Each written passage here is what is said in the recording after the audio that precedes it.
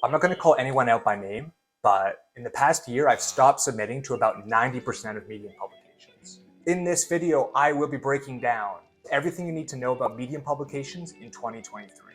More specifically, I will be breaking down my experience writing for publications on Medium, my honest thoughts on whether you should be using them or not, plus a list of publications you can start submitting to today, or how you can create your own. By the end of this video, you'll have a complete understanding of how to use Medium publications to achieve all of your writing goals this year. Let's get into it. So I've been writing on Medium since 2019, but this year I drastically cut down on the amount of publications I submit to. I'm technically a writer for 25, if not more publications, but I only ever submit to 3. And for the most part, it's only really 1. This is for 3 major reasons.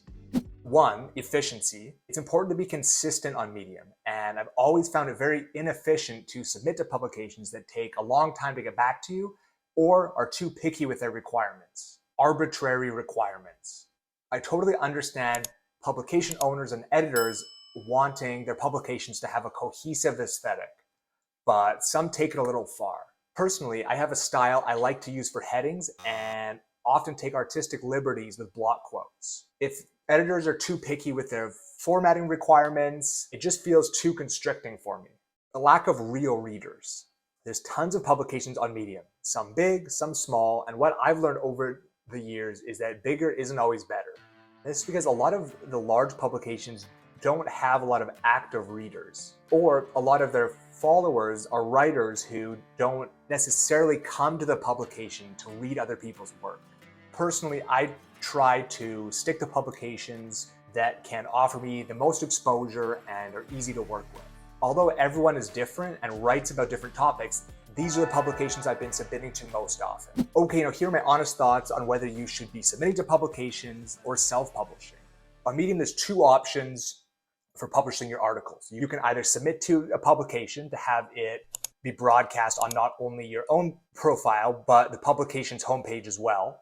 Or you can self-publish where it'll only show up on your own profile and be seen by people within your algorithm. And it's an age-old debate on Medium whether you should be submitting to publications or self-publishing on your own profile. And over the years, I've seen writers be successful doing both. Personally, submitting to publications has always been a struggle for me as I'm very protective over my words and writing style. I choose my words and how I format my articles very carefully, and I react defensively when editors suggest I change certain aspects of my articles. It's not always the best trait to have, but I like the way I write and I choose the words I choose because I like them.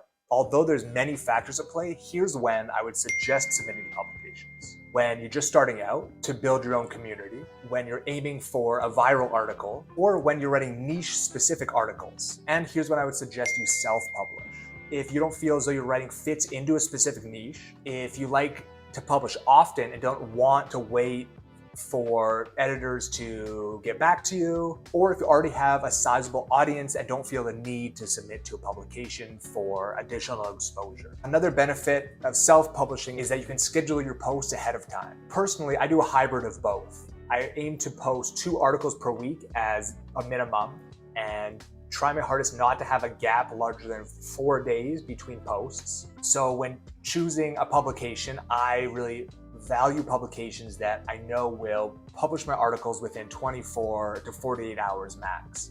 If I have a specific article that I think may be a good fit for a specific publication, maybe a larger one, I will plan ahead of time so I don't have to sit and wait for them to get back to me. And whenever I submit an article to a publication, I always leave a private note at the top of the article to make it easier for editors to leave feedback. And I've also created a publication for my personal stories so I can schedule them ahead of time and write without the constraints of anyone's input other than my own. Regardless of where you lean on the debate of submitting to publications or self-publishing, here are a few ways you can use publications to your advantage.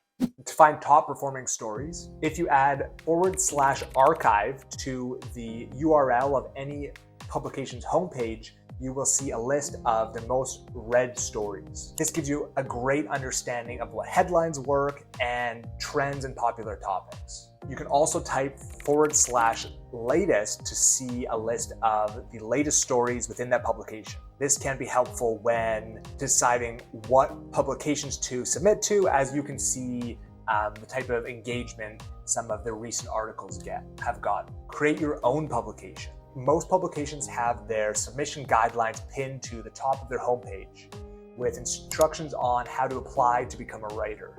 But you can just as easily make your own. Simply go to the settings, create your own publication, and add a logo and cover image. If you are graphic designedly challenged, you can find templates on Canva for free. This can be helpful for organizing your own stories by niche, or if you'd like to grow your own community by becoming a publication owner. Submit to new and trending publications. Generally, I try to keep my email notifications to a minimum, but one thing I find really helpful is Medium's newsletter. It provides Medium updates and gives you an idea of the type of stories they're promoting.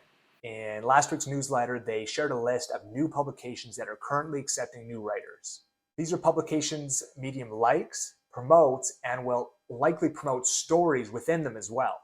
I'll put the list up here as well as the description below. You can turn Medium's newsletter on or off in your email notification settings. Okay, that is the end of this video. I really hope it gives you some valuable insights on how to use Medium publications to your advantage. As always, on your way out, feel free to pick up a free product from my online store. Thank you so much for watching until the end. I appreciate you. Subscribe if you haven't already. Have a great day, and I'll see you in the next video.